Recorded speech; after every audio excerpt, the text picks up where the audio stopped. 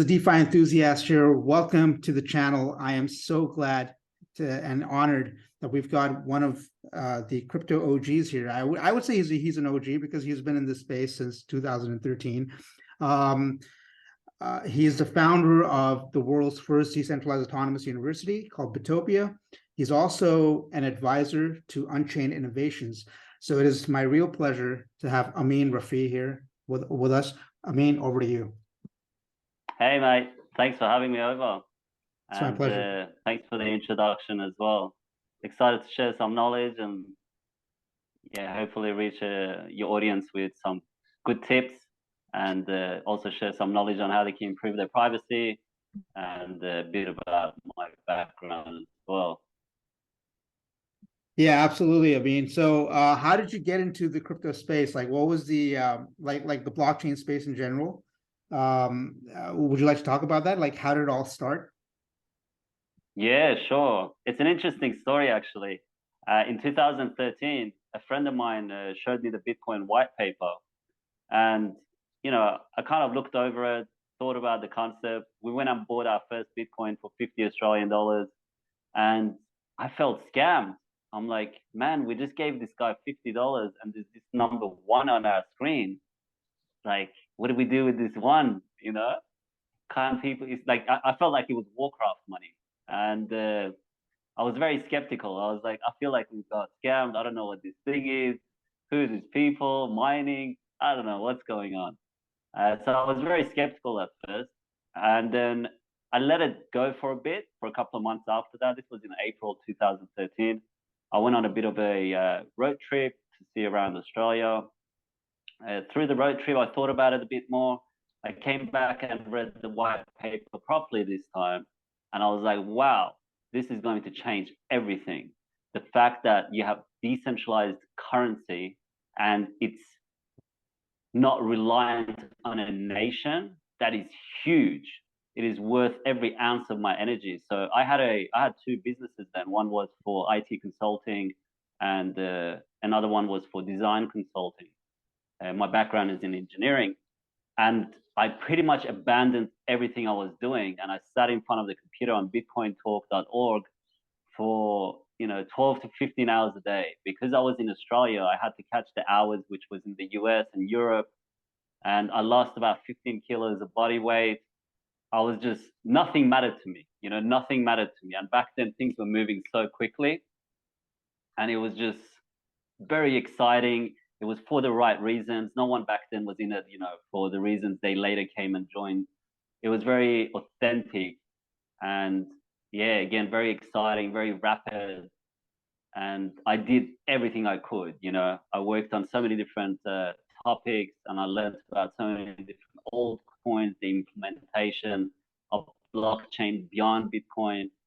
Of course, back then people were very against the use of a blockchain for anything beyond Bitcoin. Most of the people were Bitcoin maximalists, and they got really annoyed that there's a market cap now for another altcoin, and all of this should be just on Bitcoin, and everything else that's not Bitcoin is a shit coin. And it was interesting for me because I then started working as a journalist, and I learned about so many different projects, and I was like, hold on, what you guys are saying essentially is in the animal kingdom, the perfect specimen could be, for example, a crocodile or a lion. And that's the only animal that should exist because that's it. After that, there's just no greater pursuitment of any other animal. I don't know. Every creature in the wild represents an aspect of nature and its power. And we need these altcoins because a person might not appreciate Bitcoin, and that's okay. But you know what? They might enjoy sharing hard drive space to earn money, which is storage, for example. And they might come into it from that angle. Another one might be using, for example, Ethereum and tokens. They might not like Bitcoin or the storage aspect, but they like the token aspect makes sense. Having smart contracts makes sense. So you need all of this because they're all doors into the same, lobby where we can all kind of come together. So unfortunately, humans have this, what would you call it? Almost like a gang mentality of like, yeah, I'm a Bitcoin person, I am this, and we tend to identify with the things we like rather than just see them as technology and see them as tools and see what works and what doesn't. And then you have this kind of rivalry, which happens. I follow Liverpool, I follow Arsenal. It's like we love football is the real essence of it. So in this essence, the focus really should be: we don't like banks, we don't like inflation, we don't like recession, we don't like money just being printed out of thin air and taxpayers having to pay for it. If we really sit down, we don't like the same things, and it can be achieved through multiple avenues. There's more than one way to the top of the mountain, as they say, and that can be achieved through different implementations of a blockchain through different protocols. So it was interesting for me to have that holistic perspective on the space and watch it kind of grow from there. Yeah, absolutely. I totally agree with you. I mean, when I got into the space myself, I wasn't really the Bitcoin guy. Everybody was like, "Oh, you're in crypto, so you must be in Bitcoin." I was like, "No, man, I'm actually in various other coins that I find which are, very technologically interesting." And a lot of people gave me very strange looks because, that sense of maximalism is definitely there. And I think to an extent it's still around, like because it's kind of like people are like, I don't know, right now, there's so many crazy things that have happened in the last in 2022 till even now, with this whole I would say all these scam centralized exchanges and all this nonsense like the FTX collapse and this and that. And yeah, and every time this happens, the maxis, they always get happy. They're like, "See, we told you, it's Bitcoin is the only real thing." I was like, well, yeah, but no. I mean, there's a lot of great stuff out there. I mean, if it got affected by the market, that's not the technology's fault. That's just, bad practices by bad people. That's the way I see it. And that's exactly what we all are fighting for, right? And unfortunately, it's very unfortunate that, we're divided into these communities. While this is that one place where we shouldn't be divided, we should actually be accepting of one another and be okay with it, because the end goal is the same, right? Decentralization, more autonomy of your own money, more autonomy of your own wealth, wealth distribution. We can talk about all of that, but I think that's where it's at. And unfortunately, somewhere down the road, it's been lost. It's all about hype, and it's all about fear. It's all about this and that. So I think, what are your thoughts on that? Like, do you feel this space has been somewhat corrupted, or do you think that there's still a lot of there's still a lot of good people in this space? Because every time I talk about crypto to somebody who's not in crypto, they keep telling me, "Oh, the markets are manipulated." This and that. I'm like, "Well, yeah, so are all the other markets." I mean, that's not an excuse, right? That's no point. But there's like a very negative perception still amongst, especially the older generation, for some odd reason. Like they're unable to fathom that something like this can exist, and people can actually you know build wealth with all these different ideas and this and that.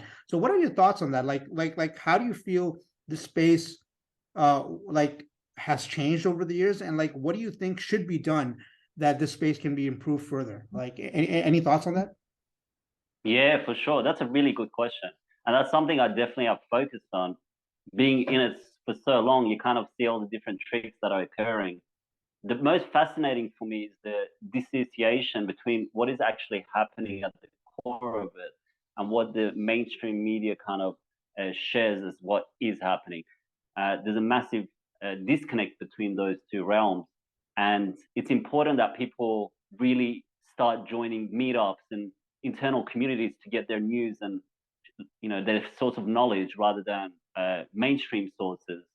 That's vastly important, because the first step into decentralization that I always tell people, and I have since 2013, is personal responsibility. The entire concept of decentralization is about personal responsibility. So the first thing anyone needs to do is realize that if you're going to come into this and you really want to be empowered by it, you have to learn to be okay with being responsible for the things you do and the things that take place within the decentralized realm. And that's a bit frightening for people, because no system in our society requires such a level of personal responsibility. everything has been designed so people are dependent on, for example, the banking system. Something goes wrong, you call up the bank, hey, can you help me? There was a transaction that I didn't authorize or know about. Hey, can you please help me, help me, help me? That's how society has been designed. They have compartmentalized people's minds, and whether by design or not, I don't really care. That's the end result. So people, unfortunately, are not autonomous in their ability to be able to go through life and have the skills to not be reliant on external or third-party services. Now, that creates a problem, because when you have tools that are decentralized, that are self-empowering, that are sovereign, you suddenly start looking for things to blame when things go wrong. So one of the first natural things people will do be like, this isn't for me. You know, it's been hacked. It's all a scam. You know, you hear all these different things over the years. I mean, 2013, you know, there's been so many different trends. We had animal coins. You know, we had like cat coin, dog coin, kitty coin. You know, a trend that occurred, and then you had Doge, and then we had nation coins. There was like Israel coin and Mexico coin and Spain coin and pesos and things like that. And then we had master coins with master nodes. So you had like you know, X13, which later became Dark coin, which later became Dash, and rebrand. And we had a lot of different coins that were based on privacy, and we saw that trend come and go. And then later we had, you know, the tokens, the ERC20 tokens that turned out to be like 90% scams. And then we had, you know, the DeFi space pop up, and that took a lot of people's focus. And then we had NFTs. So it's the same trend applied to the different for a long time. So the space is continuously riding on these new trends. And I believe the next one will be decentralized autonomous organizations, DAOs, which already there's a fair amount of hype around, and metaverse kind of topics. And that will be the next cool thing. In terms of how has it changed, it became a lot more commercialized, especially when the price went up. You suddenly had a different audience come in. So originally there was a lot of focus on how this can impact society, its use cases, where it can be implemented to benefit people around the world that were victims of high fees and remittance and things like that. And then it became more about, you know, this huddle thing. You know, some guy on bitcointalk.org a long time ago, it spelled hold as HODL, and it just caught on. And you know, I lived on cryptos since 2013. So I paid my bills with it. I lived on it. I traveled on it. It wasn't this thing that you just get and put it to the side and waiting for the right day to come. Everyone knows what the fiat system is about. You know, it's a system based on debt, and it has caused catastrophes around the world. And the people that can print the money can also print it to go to war. They can print it to devalue people's money. People's savings have disappeared. Prime example being 2008 financial crisis that stretched over many years across, you know, across the planet. When you see these issues, the natural choice then would be to opt out of using such a system as much as possible. So the original idea for me personally was to use cryptos as much as possible, if not all the time.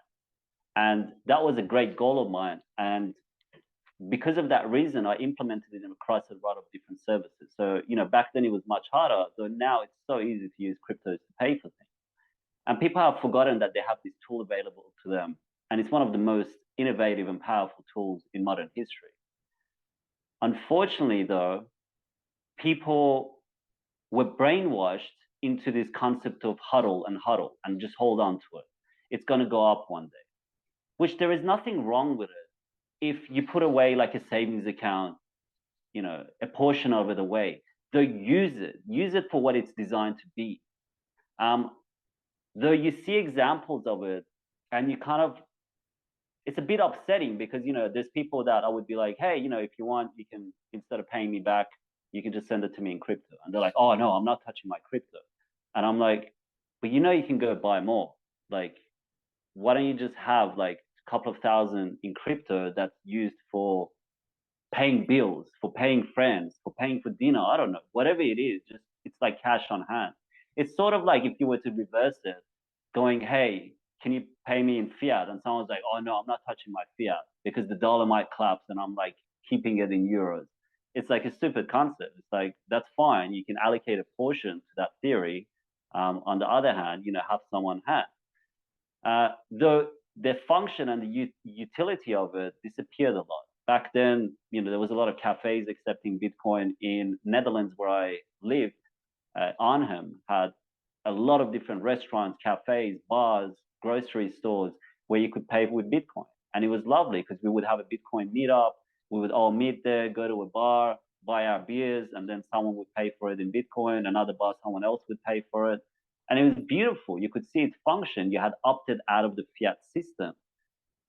That's what got me excited, though it changed. I don't know if they infiltrated the space and they shifted people's minds into this concept of it's just a form of asset that you put to the side. It's not for me. You hear these things. It's not even for me. It's for my children.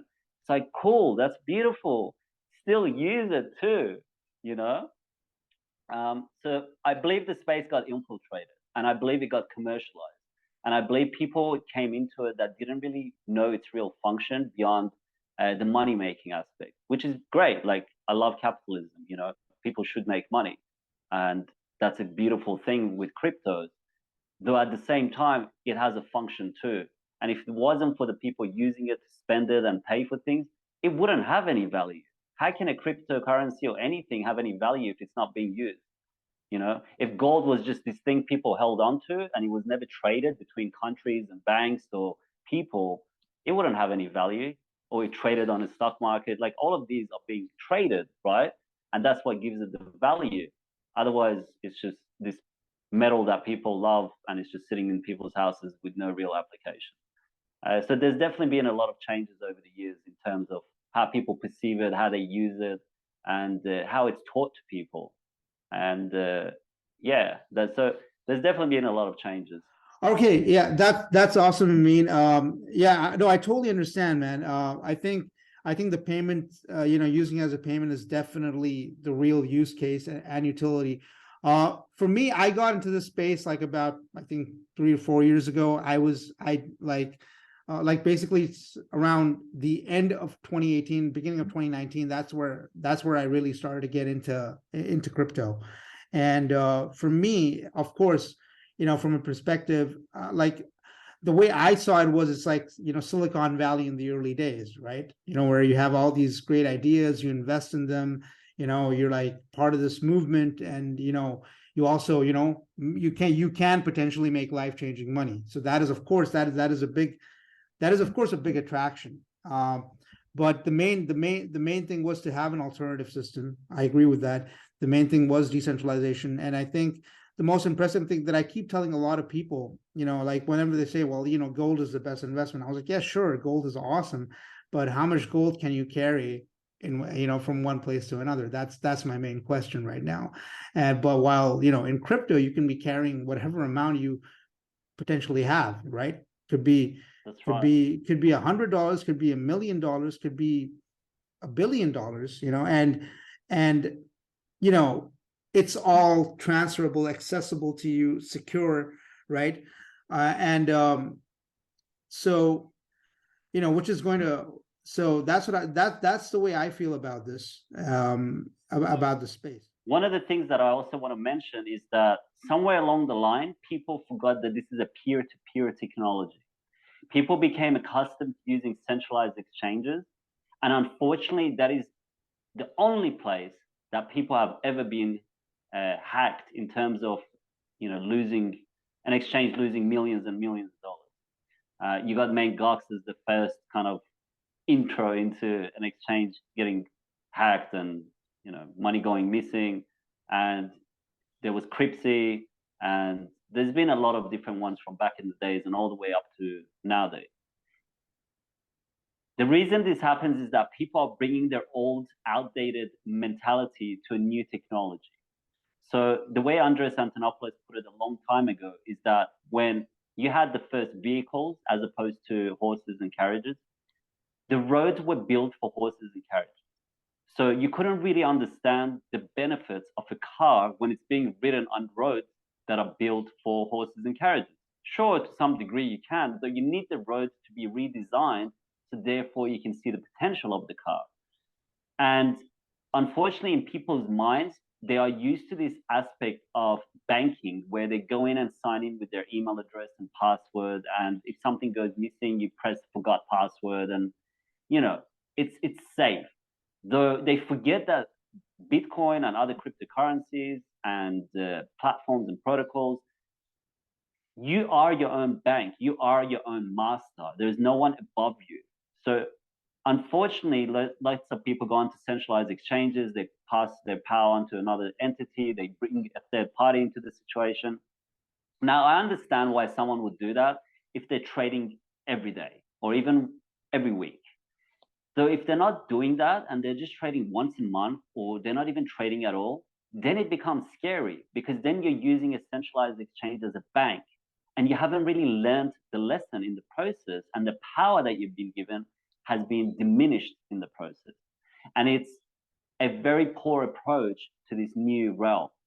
And unfortunately, it's gotten to a point where I have students that I tell this to, and they're like, what do you mean? Like, you can buy cryptos in person? How do you find these people?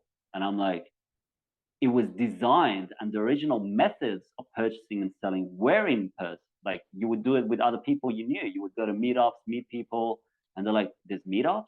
Like, there's people that come and meet on a weekly basis and they talk about cryptos? I'm like, yes, in every city in the world almost. Go find it. Go find your communities and learn from them. Find people you trust, meet them, trade with them. Don't buy off centralized exchanges. And, they're like, wow, I had no idea. And that's the level that it's reached to, where people have been misinformed about its real use case and its real function. And people love convenience at the same time, right? They love just, here's my ID, here's my bank account. I just want to press this button, buy the crypto. It goes into the centralized exchange, forget about it. And that's unfortunate. That's unfortunate, really. Though once they learn, and my students definitely have learned, I offer a privacy course and a crypto course. And once they learn that, they just see it completely different. They see the whole image properly, and they're like, wow, I can't believe I've been buying off a centralized exchange. They almost feel like they've been betrayed and kind of tricked into buying it the way that it should have never been purchased, and linking their ID to it and all of these things. Yeah, absolutely, absolutely. I mean, yeah, you're absolutely right. I think one of the biggest mistakes that people make is that they keep relying on these centralized exchanges. And I keep telling people, if it's not your keys, it's not your crypto. And the whole point of crypto is to be away from centralization as much as possible. I know we're not at that point yet where we can completely get away from the fiat system, but that was the main goal. And unfortunately, a lot of people have not, they still don't, they don't realize this. They keep relying on, these big companies. And, we've seen in the last year that centralization does not work. It's a very, very weak and frail system. And it's not designed for your interest, for your benefits. It's designed for only their interest and their interest only. And unfortunately, I think, it's just become more about, like with most people, they're like, well, yeah, we need some assurity. I'm like, you are your assurity, right? I mean, that's the whole point. You need to be your own assurance. And unfortunately, that's been lost, that's just been lost throughout this entire movement. Yeah, so what I realize is that people have lost that along the way, and they keep relying on these things, and I keep telling them that they are the utility. They are they are responsible for their funds. It's not some other entity or some other organization, but people just keep going back to that. They want somebody behind them taking care of them, and then I keep asking them, then why are you in this space? And they're like, well, we're here to make money. I was like, okay, even if you're here to make money, right, which is fine, it's totally, I mean, it's fair, you still should be responsible for that money. Why are you giving it to someone else? I mean, I would be very uncomfortable keeping 100,000, 20,000, 30,000, $1 million or whatever on a centralized exchange, because that could just go away when we already have facilities like hardware wallets and things like that, to take care of all of this. So, but it's just very unfortunate that people still keep relying on these things. And yeah.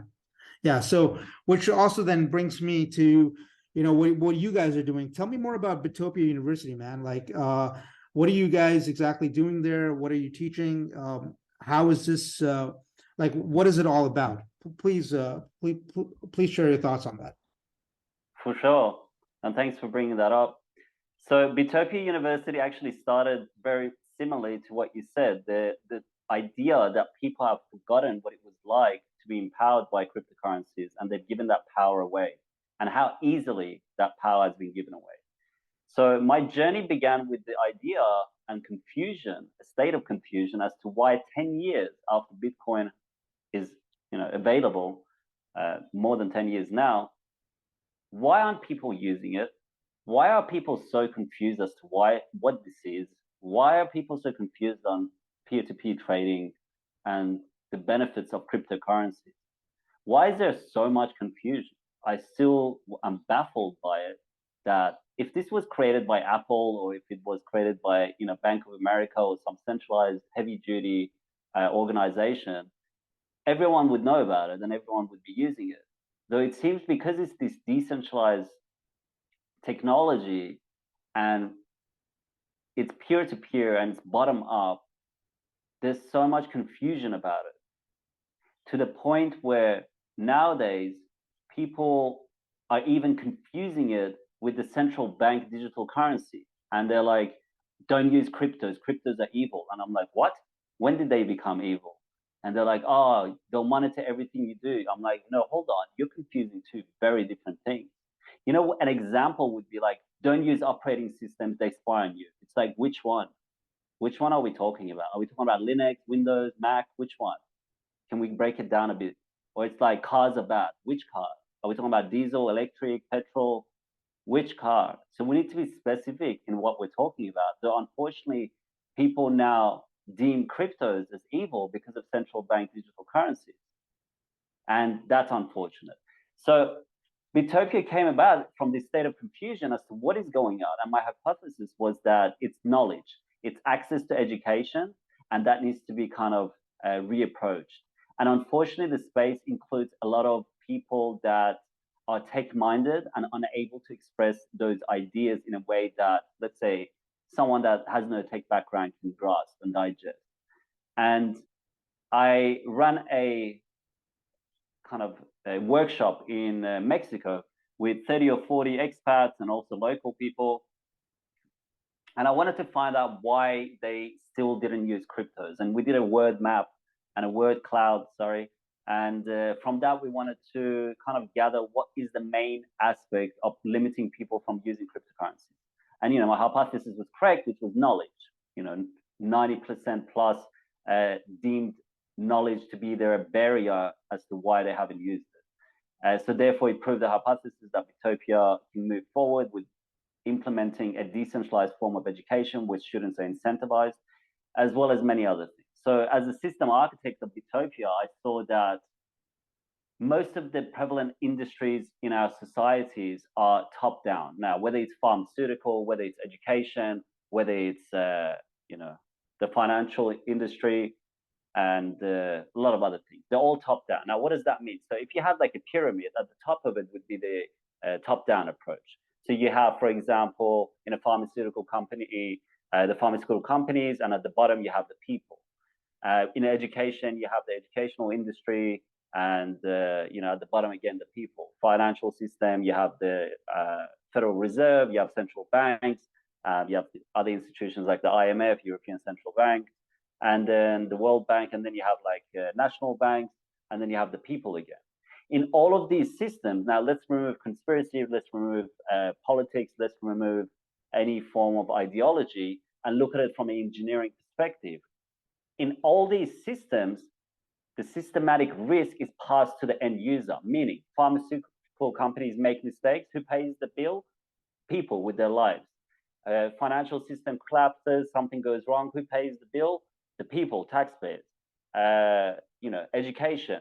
Let's say people go through all these education systems, come out the other side, they're not really happy about what they learned. Who pays the bill?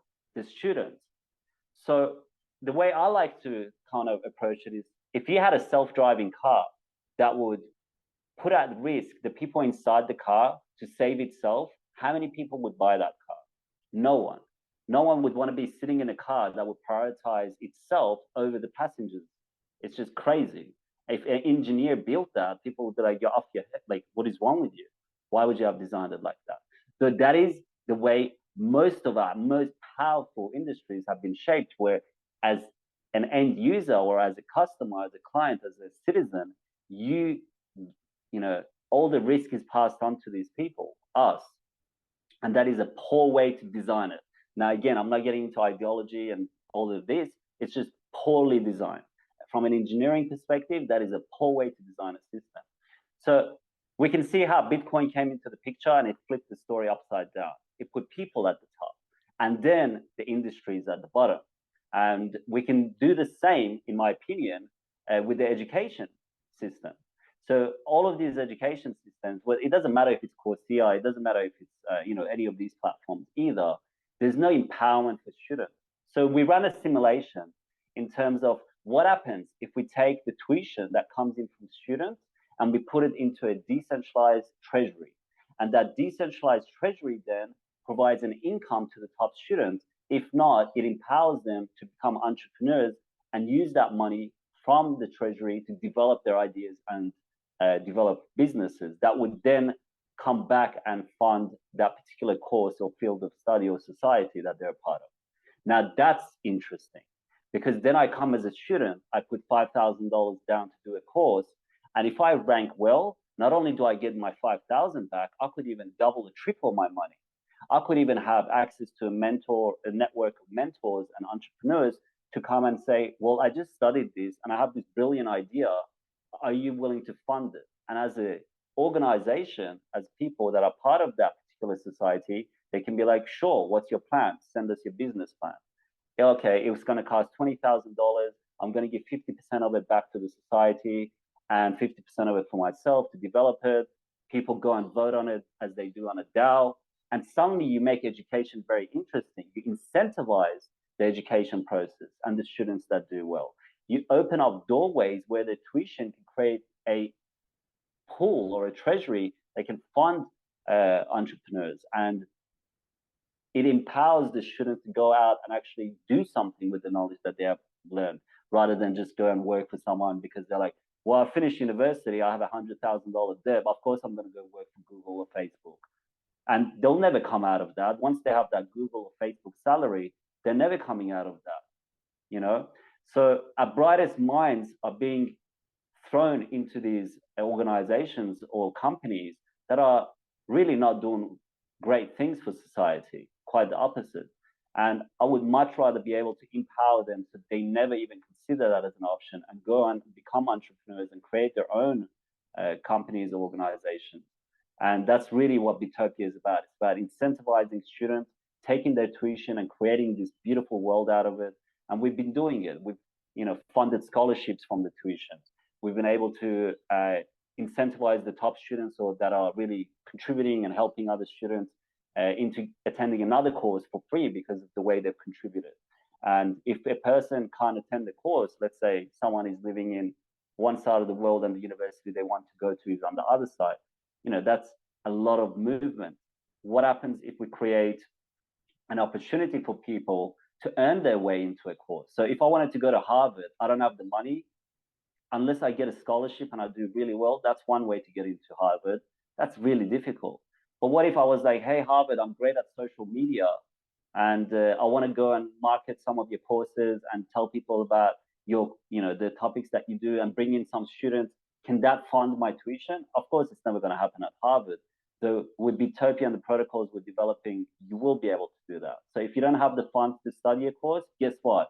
Go and bring people in that will join and do a particular course. Go and spread the word, hold meetings, like prove your way and earn your way into a course. So it changes the dynamics of education greatly.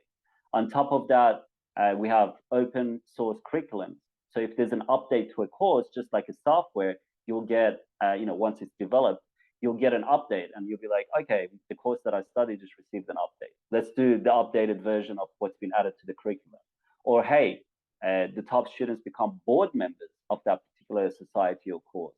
And they can vote on changes. They can vote, similar to a DAO concept, but you apply it to education. And these are really empowering functions of this particular project. Wow, that's amazing. I mean, that's a lot of stuff that you guys are working on, and it's really, really fascinating the way you've thought about this. I think it's brilliant. And which also brings me to this question that so you guys are basically dealing with education as a whole, right? Like not just for blockchain-based education, but also education as a whole. And that's right. the goal here. I mean, that means education in the arts, education in sciences, education in whatever field that is possible, but through a decentralized autonomous means, through decentralized That's autonomous exactly means. correct. Yeah, Okay. think of it as like Ethereum and Vitalik, and someone's like, hey, did you create Ethereum just for DeFi? And he's like, no, I created the network. People can create DeFi, NFTs, they can create ERC tokens. It's up to them. Are you only supporting blockchain projects? It's like, no, they can be anything. So in the same way, any sort of field can come onto Bittopia and hosted. And we just, we won an award from Swarm Grant, which helps us kind of develop further without bringing VCs into it. At one stage, we'll open it up, and private investors are always welcome. It's just we don't want to change it too much because it will lose its original function. And we've done really well. We've even partnered up with a university out of Switzerland to develop a course on DAOs. We did that last year. That was brilliant. The students got access to, a very updated field of knowledge that no other university has really access to. And it is, like you said, beyond blockchain. And as much as anyone can come and kind of propose their idea of what courses should be under, the most exciting thing for me personally is the cancel culture. Why is there so many forms of knowledge being wiped off from mainstream platforms? Why? They have millions of followers, some of these people. That means there's millions of people who are interested in what they have to teach. So whose business is it that these people want to learn these things? I don't know who suddenly at some stage flicked the switch and said, no, unless we agree that these topics are worthy by our standards, we have to cancel you out. That's not how education works. That's not how knowledge works. You don't get to dictate what form of knowledge is approved and authenticated and which ones should be wiped off every single mainstream platform such as YouTube, Spotify, Twitter, Facebook, Instagram. You just don't have that sort of a power, though they abuse that power. And that's where I see really our niche, because we can go and approach people that have a wealth of knowledge that have been cancelled and bring them onto a platform where they're protected by blockchain protocols and systems of protection that it offers, such as immutability, such as protection of their knowledge. And really perpetual learning can come into play where people can access things that universities just will never offer.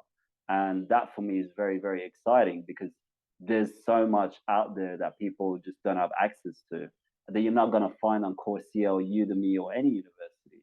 It really stems from Aaron Swartz. Do you know Aaron Swartz? No, I'm please elaborate on that, Yeah. please.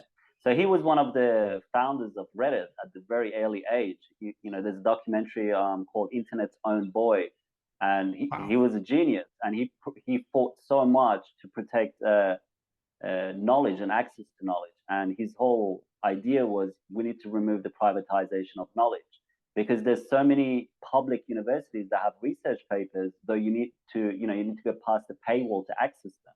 And he was like, why should we have to do that? It's a public university, it should be publicly accessible, and you're limiting people's ability to access them. That was one of his things. So, he's a very deep guy, and I highly recommend people look into him. So he was really against the privatization of knowledge, and that is kind of one of the pillars of Bittopia, really, to reverse that and give people access to knowledge. Yeah, no, absolutely, absolutely.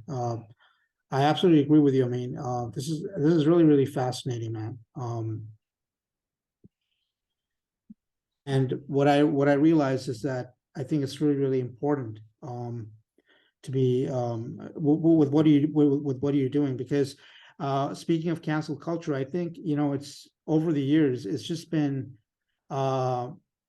like it's been blown out of proportion. I feel, you know, this whole censorship, especially if you notice in the last 3 years, you know, so much censorship has taken place. So many alternative views have been censored.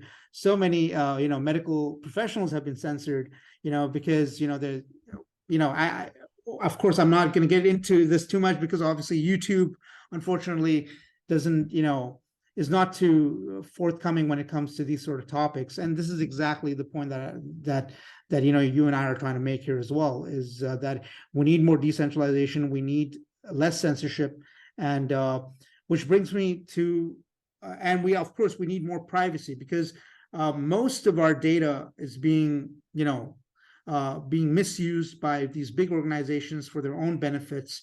And this brings me back, how does Bittopia connect to Unchained Innovations? Would you like to talk about Unchained Innovations, please? I know you're an Absolutely. advisor with them, and you know, I looked into Unchained Innovations. I was very, very fascinated. You know, some of these devices that they've been making. So, you know, I'd love for you to talk about that as well. Sure, and thank you for bringing that up as well. So when you really look at decentralized protocols and blockchains and these networks that have come about, you really realize at the core of them, they relate back to a peer-to-peer system by which two people or more can transact or share information without any third party surveilling them, getting in the way, or being able to stop them. Now, if you zoom out, you'll realize that that represents privacy. That represents a society in which two people can interact and their business remains private and confidential. Now, that's very important. So Bitcoin, if it was used in its original form without a centralized exchange and people knew how to use it properly, is quite private. Now, that has been tainted due to third-party services offering a way for people to obtain Bitcoin and transact with Bitcoin, which unfortunately adds an identity layer to that. The idea behind it is that we create a system through which people can transact with one another without any sort of surveillance or people being able to limit or stop those transactions. So privacy is at the core of any peer-to-peer system and cryptocurrencies as well. Now, that has changed over the years, and I'm sure there's peer-to-peer systems that may not function like that. The majority really are the cornerstone are privacy. So privacy is very important. And if you truly look at capitalism and perhaps anarcho-capitalism as well, you realize that privacy is a very big part of it. At the end of the day, it means that two people can transact with one another without interference of a third party, whether it's government or another institution or organization. So privacy is also very important to have a free society. And that's something that people forget. And people's minds have been hijacked to the point nowadays where majorities say, well, if you have nothing to hide, why does it matter? Now, there's two things wrong with that. First of all, I don't believe most of the people that say that truly believe that. Because if they believe that, then they would be okay with me coming and staring through their living room window all day. I should be able to set up cameras around their house. You know, walk up to someone on the street with your phone and try and record them. See how they react. See if they'll appreciate that. Go onto a train or a bus on the street, just get your phone and start recording them and stand in front of them. If they freak out, are they doing something wrong? Are they criminals because they freaked out and they're like telling you to stop? Is that the only reason people would not appreciate you doing that? So if you really sit down with a person that uses that kind of a phrase, if you got nothing to hide, it doesn't matter, and really go through the layers and go deep with them, you'll come to realize that that's not really what they think. It's just a slogan that's been kind of, put into their mind. Their mind has been hacked and this has been put into it. There's many reasons why we have privacy. Now, if a person enjoys a free society, they have to They have to value privacy, because you can't exchange ideas and do it in a way where someone's not gonna find your house and like shoot you for proposing a new idea that's against everyone else's perhaps way of thinking without privacy. You need privacy to be able to exchange and share and discuss and really debate ideas. That's how we have gotten to a point where society includes so many different types of people. And privacy is at the center of any free society. You will not be able to find a free society that does not respect people's privacy. It just doesn't work. So I really like to show that to people, because again, I teach privacy to a lot of students. We have courses on this, and they have to learn why privacy is important before we even go into what tools they should use, what browsers they should use, what phone they should use, what laptop, what operating system, messaging applications, email applications. Like, it doesn't matter. Let's not even get into that. Let's figure out why privacy is important. Over 130 countries around the world have some sort of a legislation or covenant exploring the reasons as to why privacy matters. You got the international laws on it. You got the UN Declaration, and on a national level, you also have a lot of nations that have privacy laws. Like in Australia, we have the Privacy Act, which is that companies and organizations have to adhere to certain rules when they're dealing with customer information. It's such a big part of our lives. So once we break that kind of dogma around it, where people feel like only criminals want privacy, which is absolutely garbage. You could be a medical doctor, you could be a lawyer, you could be a police officer, you could have patient records, you could have confidential information on your clients. There's so many reasons why you need privacy, and you need to be able to protect your clients and your contacts and network. That the idea that only if you have nothing to, if you're not doing anything wrong, it shouldn't matter. It's just stupid, is the best and cleanest way I can put it. So then we go into the other layer, which is, how do we help people learn about privacy and get involved with it and learn the importance of it and move forward?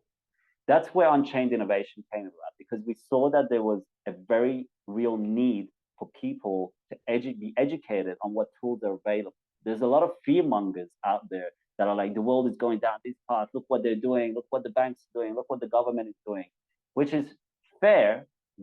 Let's also look at all the tools we have available to us. I remember in the early days when people like David Icke and later, almost anyone on YouTube was, kicked off or banned because of what they were saying.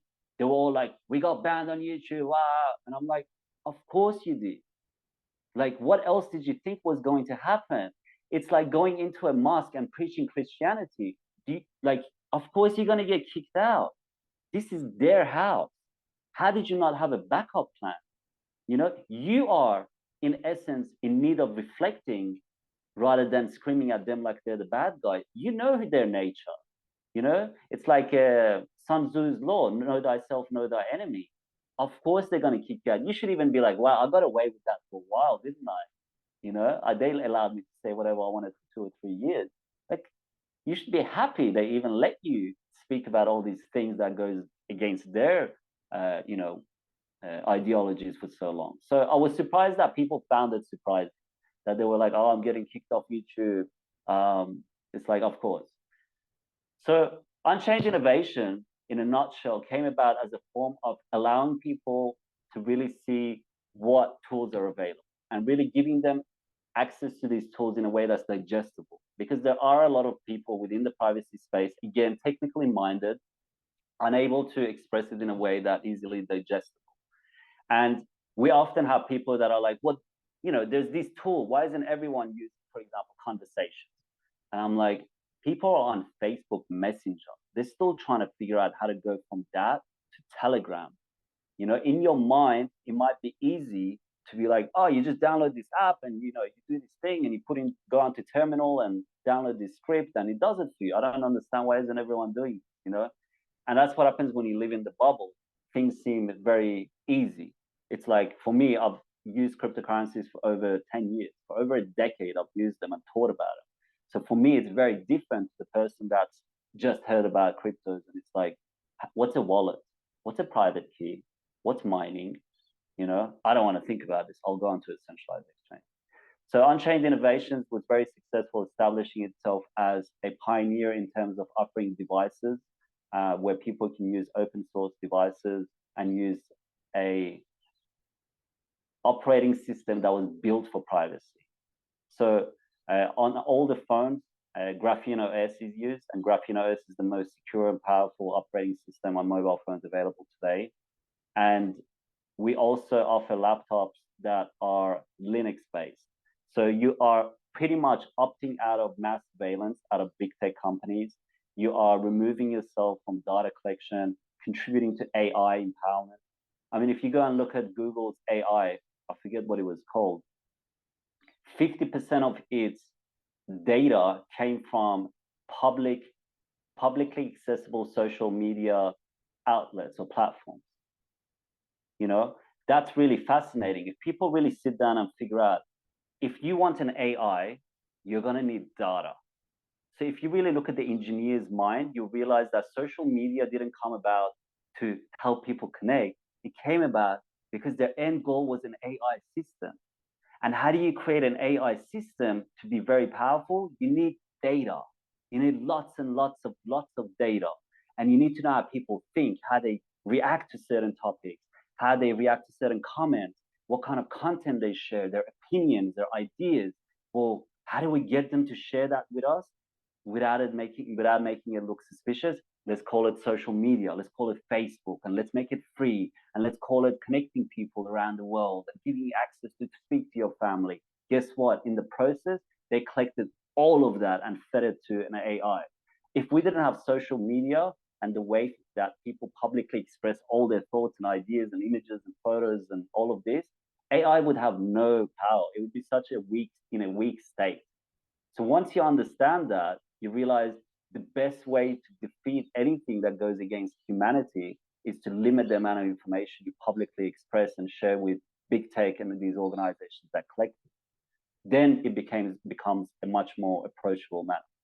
And we really, through Unchained Innovations, we have an amazing support panel where people can go and learn how to use these phones and laptops, because that can be a kind of a limitation for people. They're like, well, I like the sound of all these tools. I don't know how to use it. So we really show people, all right, if you're coming from Mac, this is how you export your contacts, your details. This is how you import it into the Graphene or Ninja phone, as we call it in Unchained Innovation. And with laptops, what are you looking for? Most people just use a laptop for browsing, emails, and some documents. You can do all of that on Linux. You don't need to have any fears as to a learning curve, and it might be difficult. Once you use Linux, you really realize how powerful it is and how beautiful it is. And these systems, none of them are built on big tech principles. So they're not using you as a tool of collecting information. So one thing I like to say to people is you have to understand the difference between, sometimes people say, well, if it's free, you're the product. That doesn't apply to free software. There's a difference between free as in freedom and proprietary software, which is freely accessible. Free as in freedom is what Linux is what Bitcoin's source code is. The reason we have so many cryptocurrencies is because Bitcoin was open source. The reason we have so many versions and types of Linux is because it's open source. That's how nature works. That's why we have so many different types of, for example, recipes of the same type of food, is because it's open source. People can see the recipe and make it in their own way based on their own vision. And open source is very important for that. So in a nutshell, again, Unchained Innovations came about as a way of approaching people and giving them access to and knowledge about open source, privacy, and secure-based applications. We were able to actually, Cliff High was one of the people that used the Unchained Innovation and got one of the phones. I don't know if you know, Cliff High is a great speaker, and a lot of other powerful people have reached out, and these phones have been sent all around the world, and people really appreciate it, being able to just opt out of this big tech realm and enter a world where things are transparent, things are clear. They're no longer buying a car that you can't even open the bonnet and see what's in the engine bay. That's what Facebook and all these proprietary tools are. They're literally cars that people are buying without even checking the engine, because they're like, you can't look inside of it. Trust us, it's good. Whereas when you use open source tools, it's the ability to be able to look at it and know what's inside of it and know what you're getting. So, and it's been very successful. Privacy is something that people are starting to realize the importance of more and more each day. And Unchained Innovations, you know, there's a Telegram group people can check out, jump on there and access a lot of different things. You know, there's continuously topics that get explored, such as what messaging applications to use, comparing different wallets, non-custodial versus custodial, why certain wallets are better for some people, and what security tools they offer, what privacy features they have, what to look out for. I think one of the recent ones, for example, covered, for example, why people shouldn't use Exodus as a wallet, because it's proprietary. Yes, it's really easy to use. It's beautiful. The interface is great. And a lot of people use it for those reasons, though it's not open source. So all the transactions that are happening through Exodus, potentially all the IP addresses are getting logged. There's a lot of information being collected as to what is being transacted from where and who's holding what kind of cryptos. We don't have any assurance as to perhaps these wallets not collecting that information because it's not open source. And another one that was really interesting was, for example, Ledger versus Trezor. These hardware wallets that people use. And we explain to people Ledger is actually not open source. Trezor is open source, both the hardware and the software, meaning that it's publicly accessible. You can replicate it. If Trezor disappears, the project won't die. People can continue to make these hardware wallets. Whereas Ledger is very dependent on the company itself because it's a proprietary software and it's not fully open source. And if I was keeping a large amount of money on a hardware wallet, I would not feel comfortable holding it on a wallet that is not open source. That's just a fact. So I believe once people realize the value of privacy, they'll realize the importance of applying it to as many aspects of their lives as they can. And there's a defeatist mentality within some people, which is like, they're collecting information anyway. Who cares? They have everything on me anyway. Who cares? Some people say this. That's the same as saying, well, there's toxic food inside some ingredients, toxic ingredients inside some food. Who cares? Let's just eat whatever's there. Well, that's a poor approach. That's a defeatist mentality that I just give up. It's not a very good approach. So our service is for people that are entrepreneurs and people that really value their time and just want a good service and a good support process that can help them onboard and bring their old contacts or anything else across, and people that value their time. So we work with a lot of entrepreneurs and coaches and business mentors and some amazing people that really see the value of privacy and enjoy using these devices and also the different tools that we recommend to them. Through Unchained Innovations, they actually have an option where you can come and be like, well, these are the tools that I use on a daily basis for my business. Is there a way for me to stop using them? Are there alternatives, friendly alternatives? And that's provided as a add-on service as well, which definitely makes Unchained Innovations stand on top of whoever else is offering similar tools and services. That's amazing, man. That's amazing. And I think what Unchained Innovations are doing and what Bittopia is doing is revolutionary in many ways. And I think it's gonna take some years for people to really catch on to this. But I think the sooner people get onto devices like these and they start using things, like the Bittopia platform and also Unchained Innovations, I think the sooner people get into that, the better it will be for all of society, in my opinion. So tell me, one thing that when I was looking at some of your phones, because I myself plan to get one of your devices very soon. So personally, what would you say? Like I noticed, which is great, something you guys have there is like the reduction of EMFs, right? Like you're not like you don't have to be connected to the 5G space and stuff like that. Like, we all know the harms of electromagnetic frequencies, right? So how will that affect the internet speeds on these devices, though? That's something that a lot of people ask me sometimes. Would you like to elaborate on that, please? Sure. That's an important thing to bring up. And so there's two reasons why you'll be able to switch the network mode. The first one being that you have things like Stingray, which is the cell broadcasting, let's say, what police officers would do is set up a fake network within a certain area. So a fake cell tower, you could call it. So originally, you have your phone, it connects to a cell tower, that's how it connects to the telecommunication network, and you're able to access the internet, make calls, receive calls. And this connection can be replicated by an officer that has these certain devices because it mimics the same kind of service. So your phone thinks, oh, great, there's the network, let me connect to it. And the moment you do, they're able to access, what kind of phone calls you're making, what kind of messages, and the IME number of your phone. A lot of different details can come through, depending on where it's used and how it's used. So by limiting, these traditionally worked on 2G and 3G networks. And because of the encryption layer offered by 4G, it became harder to do that. So one of the features of the phone is that you can select the phone to work on 4G or LTE mode only. That already reduces a lot of ways that a phone could be tracked or kind of hacked to reveal certain information.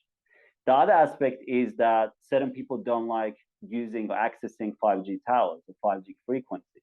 And that's fair. Everyone has their own opinion on it. At the end of the day, let's give them the option.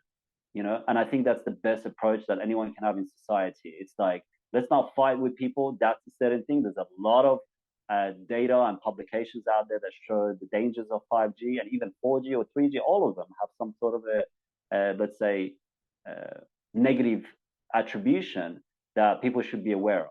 So by allowing the phone to only work on LTE mode, you limit its connectivity to 5G frequencies. You also limit its the dangers of, for example, the issues around fake cell towers collecting people's information. So there was an article recently posted how the intelligence agencies used this as a way of collecting, people's communication data without public even knowing. It was actually illegal the way they did it in terms of surveillance. So that's a really great feature of the phone. You can set it on LTE mode only. You can limit its capabilities so it's not connecting to 5G, and that's a really good first step. These phones have so many features that it's kind of like hard to go and like explore it all. All I can tell you is once you use it, you look at your original phone, whether it was an iPhone or Samsung or LG or whatever it was, and you realize that you were almost scammed. It's like coming from fiat and using crypto, and you're like, whoa, there's this tool available. So what I just said is one aspect of it. Another aspect of it is, for example, you can limit an application's access to the storage of the phone based on what you kind of give it access to. So let's say you download WhatsApp on your phone. Why should it have access to everything that's on your phone in terms of storage access? So what you can do is create a folder called WhatsApp on your storage, and it only sees that folder. Now that's very interesting because it no longer has access to kind of go through all your photos or files or anything else. All it thinks is that's all there is on the phone. Now that's beautiful. So you can limit access based on what app you're using in that way.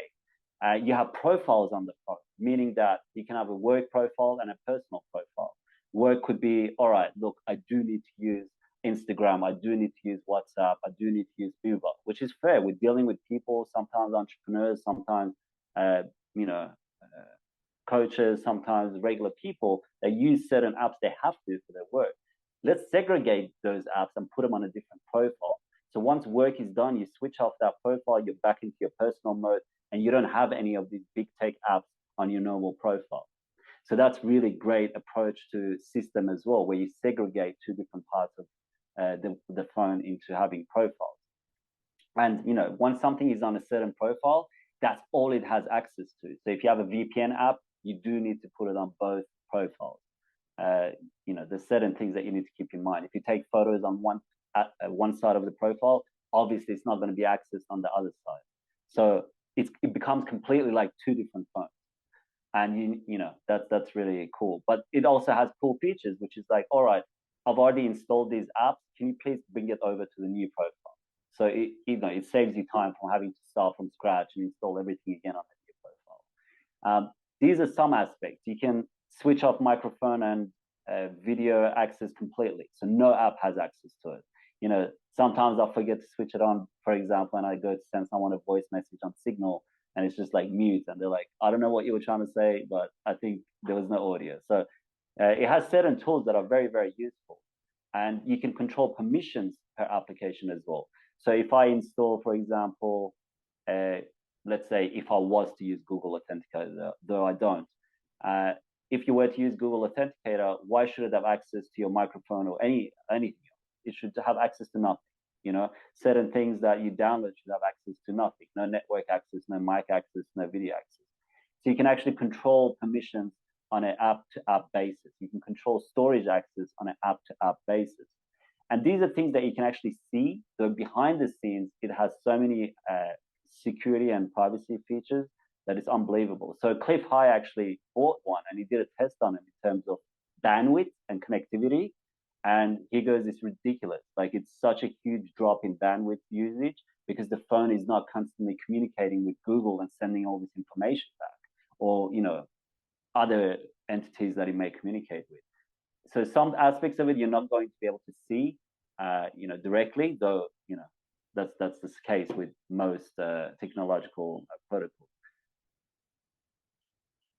Amazing. Yeah, those are some jam-packed features in there, and I think a lot of people would be very much I think people, especially, I think even in the blockchain space. How do you feel this connects to the crypto world as well? Are the phones very crypto friendly as well at the same time? They have different wallet integrations and things or is it going to be complicated? Because for me personally, I never do crypto on my phone, for example. For me, it's always been the laptops. I still stick to the laptops. I'm I know a lot of people still love doing this on their phones. And what I realize is that they're at a loss, a lot of times by doing these sort of things, because, they lose money or something happens, something goes wrong. And it's these phones, they can easily be hacked and stuff. So how do you feel that would you be able to transact and do whatever crypto activity on these phones very safely, and are they easily integrated with all the current dApps that are linked with the crypto in the cryptocurrency space? Sure. So the simple answer is yes, and I'll explain very quickly why. If you're a fan of cryptocurrencies, you're a fan of open source software. That's just as simple as it gets. Most of the cryptocurrencies, Bitcoin, Ethereum, all of these are open source, and they're open source for a reason, which makes them verifiable and makes them trustless. A trusted application would be like WhatsApp, which says, hey, we offer end-to-end encryption for calls and messages, but guess what? We're not open source. Trust us. It's happening. You're protected. So that's where you introduce trust. And we want to use tools that are trustless. So for example, the Trezor wallet is open source hardware and software. So on both of these cases, it means that it is trustless. These are attributions of decentralization, and they're very important. So the same with this phone. For example, there was phones called Clear phone. People were like, oh, it's great for privacy. Though most of the development was done, if not all of it, by the company that was behind ClearPhone. Graphene OS is decentralized. People are contributing to it from all around the world. It's not reliant on one company. So that's a huge step forward already.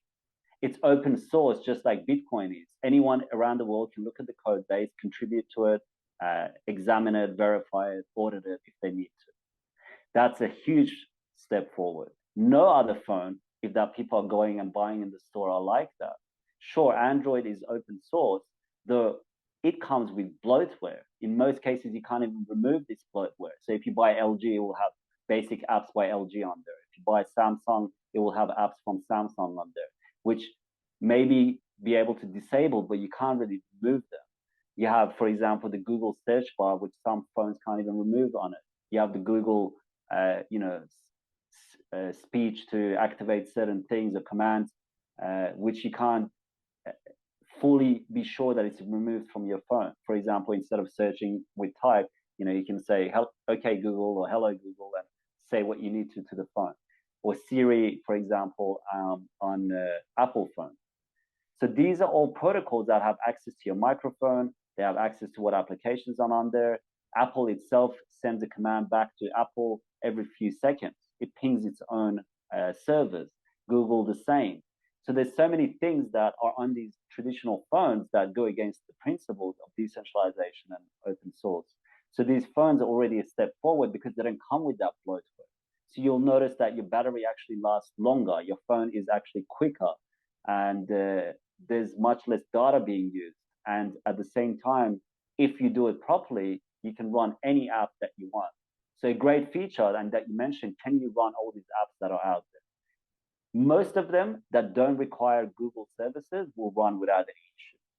If an app requires Google services, which would be strange for a crypto app to require it, though, for example, crypto.com, if you use that wallet, for example, that requires Google services for the way that it signs in, I believe. In that case, these phones offer a sandbox version of Google Play, which means that you have Google Play services without it having intrusive permissions on your phone. So that's beautiful. Now you can run any app that you want without those limitations if you needed to, by enabling Google services, but a sandbox version of it, meaning that it doesn't have those traditional privileges that a traditional phone would have. So then, yes, you can use any app that you want. At that point, you have no excuse why a person hasn't shifted over to this, Absolutely, absolutely. That's amazing. This is like, this is what I call revolutionary. I would love to use a device like this personally because I'm in the blockchain space. I like privacy. No matter, even if I'm not doing anything wrong, which is what we were talking about earlier, that people have this perception that just because you want privacy, it's like you're doing something wrong or illegal, and I think that's utter nonsense. And you gave a great argument towards that, which also brings me to the point. Do you feel there's like a there's a big market for these sort of things right now? Like do you feel people are actually going to be willing to pay for this, pay for something like this, because a lot of people, what I realize is that a lot of people don't notice how their data is being manipulated, how it is being misused. And the Chinese phone market is huge. It's massive, right? And they have basically even given a a really hard time to bigger companies that are giving the same type of features. But of course, the Chinese phones are completely compromised, and I think we can both agree on that. Like every phone, every big tech company is compromised to a certain extent, but the Chinese phones are totally compromised. Like everything goes to their data services and every single thing, and it's like you have zero privacy whatsoever, right? Not just phones, routers, video surveillance devices, like so many things, smart devices, so many things. Yeah, exactly. And people, but people are willing to pay for those because they have a really great price point and they have all these features, and that's all they care about. So how would Unchained Innovations try to get to those people, to make them realize that hey, what you're paying for is it's like you're giving them so much more than what you're actually paying for. How would Unchained Innovations translate this? Because especially in the third world, where economies are actually collapsing, right? You have this, the entire fiat system is completely destroyed here. Like when you convert local currencies here, for example, in India or Pakistan or wherever they are, people are just their savings are getting have less buying power and stuff. So how would you reach out to a audience on a global level and try to get it through? Like, do you guys have a strategy for this? Sure. That's a very important question because you're right. There are a lot of different people in the world with different budgets. And how do you address that on a planetary level where you want to have this in the hands of as many people as possible? Okay. Now, that is not our goal. Our goal with Unchained Innovation are the people that ask how much is it as the last question, not the first question. So automatically, if the first thing that people ask us is how much is it, they're already not our clients because they have come about it in the wrong way. It's what does it offer? What are the benefits? What can I do on it that I can't do on my phone right now? What can't I do on it that I can do on my phone right now? Are there any issues in terms of transitioning from my phone to that phone? What's the support like? These are the questions really that we would like our clients to be asked. And then, okay, how much is it going to cost me? Now that's a great client for us, and that's the right fit. So as an organization, I have a business coach that taught me a lot of things that you really need to figure out who your clients are because you're not here to serve everyone. We're not here to serve everyone. We're not. Another organization may be able to cater to another group of people, but I just described what our ideal client is. They're people that value their time, that ask the right questions, meaning like they're interested in what benefits this has, and then how much does it cost, and people that really value their privacy and see the importance of it in the physical world, and they want to continue that in the digital world too. Now that's the ideal client. And then, we would love to cater to everyone, but you're not going to be a very successful business if you're trying to please everyone. That saying, if you try and please everyone. So when you have that in your mind, you go, okay, the people that we do and have catered to through Unchained Innovations are those kind of people. And we have some amazing people. You can go on unchainedinnovations.io, look at the reviews and what people have left there. They're very happy about the transition and what they have seen and what they have experienced with these devices. It's seen in terms of the support and the knowledge base that we provide. We have, for example, audios, videos, walkthroughs, all kinds of stuff so people can really educate themselves on how to use these phones and certain things that may come up. So that's the first aspect. The other aspect is like, well, we do have some people that are like, hey, this phone costs, let's say, 1,000 USD or 1,499 USD. It's a bit much for me. Now, that's very interesting because we have had some clients that come in and say that. Then we say, what phone are you currently using? And they say iPhone. And we're like, how much is the iPhone by the time you have gone through your plan? And they'll be like, maybe $2,000, $2,500. If they buy it outright, it's similar prices. So we're like, so it's not more than what you're paying right now. But even if it was a little bit more, wouldn't that be worth it? A spyware device called an iPhone that you have gone and brought into your house yourself, as opposed to a phone that's, respecting you. And it's hand in hand with self-sovereignty and empowerment. People really start to click over and go, yeah, you're right. It's not more than I thought, or if it's similar, to what I already have in my hand.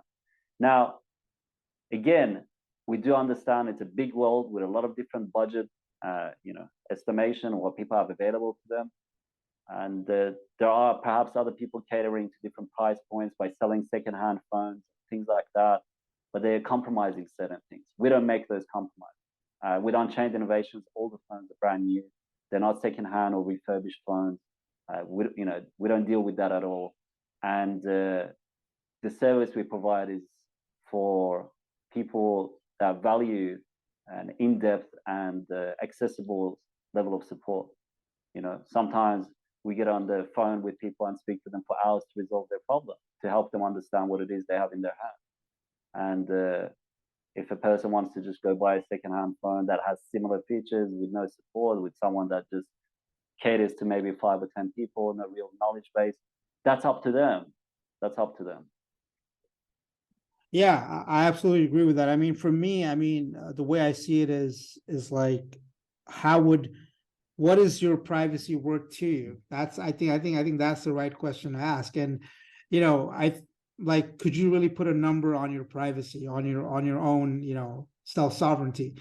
And I think that's where, if you zoom out, you realize that paying something like, you know, 14.99, for example, right, is I think it's a steal in many ways, because you have finally you have control over your data, you have control over your privacy, you have control over the usage of the apps, even the apps that are already out there that are meant to take all your data, they can't take your data. So I think it's an absolute steal, and personally I would pay for it very happily, and but and I think most people, yeah, when you zoom out, you really realize, this is something that is needed, and it's something that's really worth it. And it also has support and longevity, because a lot of the phones right now in the market, they come out, they're coming out with a model every single year or every second year, right? And and then after, like, 5 years, 4 to 5 years, you have to upgrade, right? But what I think with what you guys are trying to do is, you guys are trying to give them a device that is upgradable, right? If I'm not mistaken, that is upgradable, that has the support, that has constant support once you buy from the company. Am I correct here? That's correct. Like the phone we're speaking on right now is one of those phones. I have an older version here, uh, and I've never had an issue with it really. Sometimes there's a small bug, but it gets fixed in the next update. You'll notice with these phones as well, another huge benefit is that you continuously have updates. You don't have this with like Samsung phones, because if there's an update at a development level, it has to get verified by Samsung. Samsung has to then push it onto its phones. There's a delay. So maybe with a Samsung phone, LG phone, you'll have updates maybe once a month, once every 2 or 3 months. I literally sometimes have updates once a week with this phone. So that means if there are any loopholes or any sort of points of attack remaining in a certain protocol, the outdated version of the software, it gets patched very quickly, much quicker than all the other phones that are out there. And that's a very huge aspect as well. In terms of being able to upgrade, can you elaborate on that? Pardon? In terms of, you said you can upgrade the phones. I just wanted to make sure that expectation is clear.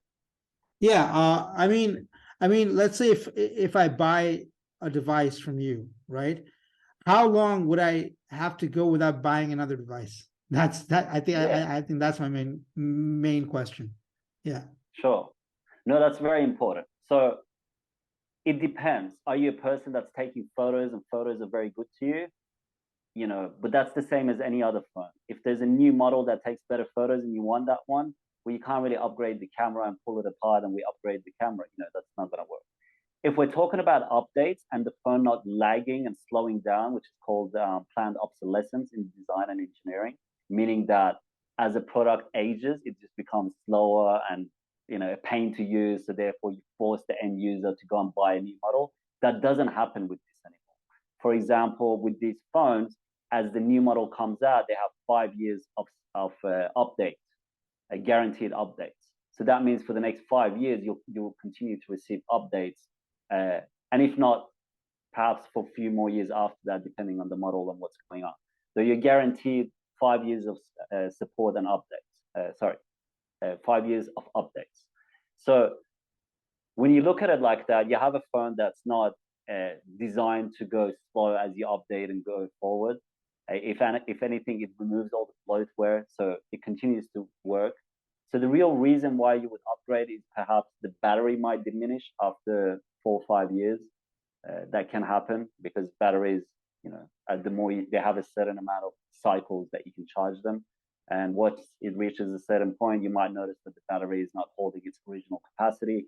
And now, instead of lasting a whole day, now it's lasting maybe 60% of the day.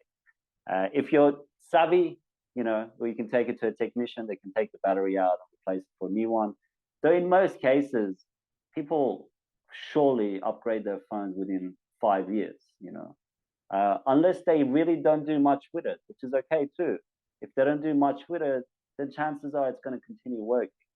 One of the mistakes people make that I really want to bring up here, that I notice people do with traditional Android phones, whether it's Samsung or LG or Apple phones such as iPhone, is that because they know updates have changed certain things that I don't like, or updates slow down the phone, they don't update. Now, I fully respect why they haven't. And at the same time, I would love people to realize that when you don't update your software, you're not patching up backdoors that have been found. You're not patching up security issues that have been, for example, explored or noticed. So now you're running an out, most of the hacks and intrusive, let's say, uh, software issues are due to outdated apps. So when you run a phone that hasn't been updated in 2 years or a year, you're going to run into issues. So if you have a very old Android device and you go into settings, then about, and you check when the last update took place and what version of, let's say, Android is running on that phone. And if it says like 2016, 17, that means your phone has had, let's say, 6 years worth of updates missing from its database. So that means in 6 years, there could have been hundreds of loopholes in terms of security that the phone is now exposed to. So sure, you're doing a cool thing where you don't want to update your phone, but you're also keeping yourself in a sense in a vulnerable position. So that's also important to keep in mind as well. Yeah, absolutely, absolutely, and thank you so much for pointing that out. Really appreciate that. And so I'm definitely going to leave a link to the where people can buy this from eventually. And coming back to, I think I have one more question for you. I mean, regarding Bittopia, and this is, I mean, with Unchained Innovations, are you guys planning to do anything blockchain related, like any tokenization, any tokens coming out, or anything, whether it's within the Unchained Innovation space or it's in Bittopia? Any plans for like a tradable coin or anything like that? That's cool. Yeah. I first want to just point out that people with Unchained Innovations can purchase the phones with cryptos, and they are actually given a discount for buying it in cryptos, because institutions like Stripe and PayPal take a huge amount of fees. They can take $100 or $200 from each transaction, and they're not very easy to deal with. So people can pay with cryptos, and it makes the process easier for everyone involved, and they get a discount for paying in cryptos, because that fee that we usually have to pay for these organizations is passed back to the client, because they've chosen to pay with cryptos, and we don't have to deal with that anymore. So that's very important. I also want to point out that it's not just phones, it's also laptops, and Unchained Innovations also offers international eSIMs, which are very important, because often you'll speak to people on Telegram, you'll see that they've used their personal phone number to register the Telegram account or their Signal account. So you can have an international anonymous SIM card, which Unchained Innovation provides for people as an extra service, as an add-on service, meaning that now you can register Signal and Telegram with an anonymous number that has nothing to do with your personal phone number. And you've segregated those two worlds. And it comes with a VPN connection that's also purchased using cryptos. So again, a lot of people mistake VPNs as all being the same. It's not. Most people are like, oh, I had McAfee antivirus and they offered the VPN, so I just got that as an add-on bonus. And then we're like, no, that's terrible, because they have your credit card information, personal information. Their VPN collects, logs your connection. It's just not a good thing. So, the way we do it keeps all of that anonymous and really secure for people. And the same with the laptops as well. We walk people through what apps they need, and we set it up the way that they really need to. So just wanted to point that out. In terms of applying blockchain and tokenomics and all of that to Unchained Innovations, we're actually exploring turning Unchained Innovations into a DAO. And that way, our community members, people that contribute, and our clients can become stakeholders as a part of Unchained Innovations. and vote on directions. We can have a treasury where we can find people that want to help us market and reward people that want to, for example, write articles, make videos, create content really, and decentralize the project into a decentralized autonomous organization and be able to reward users and make it an entity that's not so reliant on its team and its founders, but make it something that more bottom up and built for people to be a part of. That's one thing we're exploring as well. And if we do that, we'll definitely have a token for it, and people will be able to participate, in that particular organization. Amazing, amazing. And I'm sure this is all very early right now for you guys, because I'm sure you guys are strategizing for that and working things out. But like, if somebody does want to be a stakeholder in Unchained Innovations, is there like an barrier to entry, or is there like a certain amount that you need to put into the DAO, or how does it work exactly? If someone is interested in that, they can definitely reach out, and we can explore different kind of let's say packages, or what they need to do and what would be involved. The more robust approach that we have right now is Bittopia, because Bittopia is the mother, and Unchained would be a child of Bittopia, let's say. Bittopia is registered in Wyoming, and it's developed for the past 3 years. The 3rd year annual report came out. So if people want to come in through Bittopia itself, that's much more accessible right now. Whereas Unchained Innovations, what I described to be the DAO, still is something that's being researched and discussed. So Bittopia is open for investors. Anyone that wants to participate, they can reach out, and we have tokens allocated for Bittopia University itself. It's registered in Wyoming as an entity. And we've developed Bittopia quite solid in a way that we welcome people that understand the value of it, and also want to contribute and help us develop it further.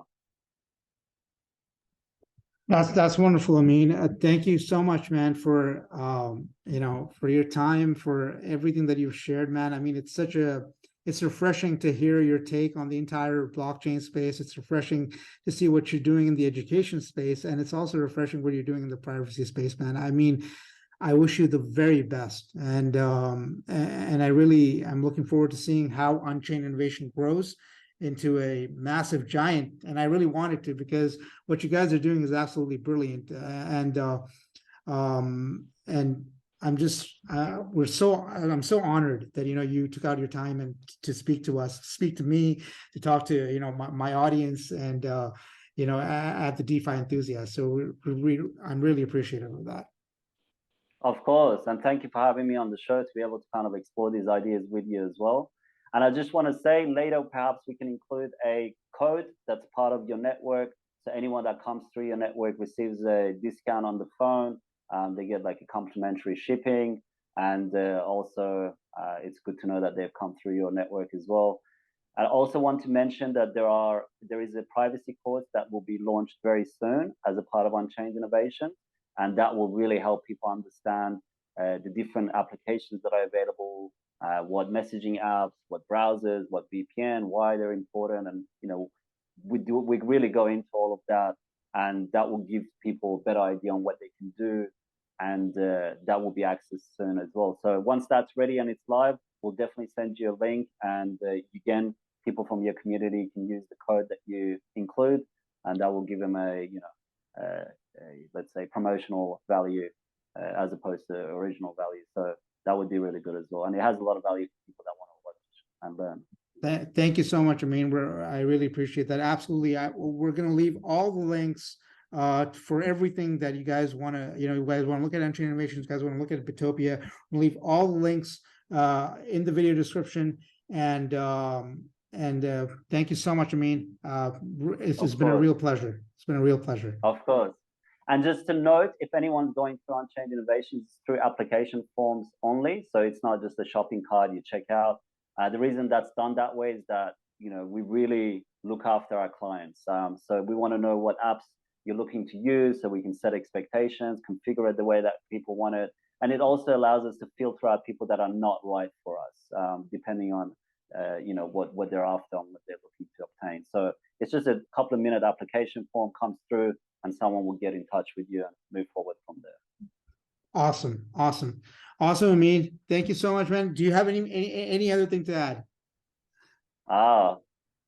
Sure.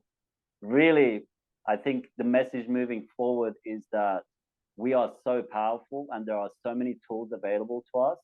And it can be easy to get stuck in a frame of mind where people can become, feel hopeless and lose inspiration.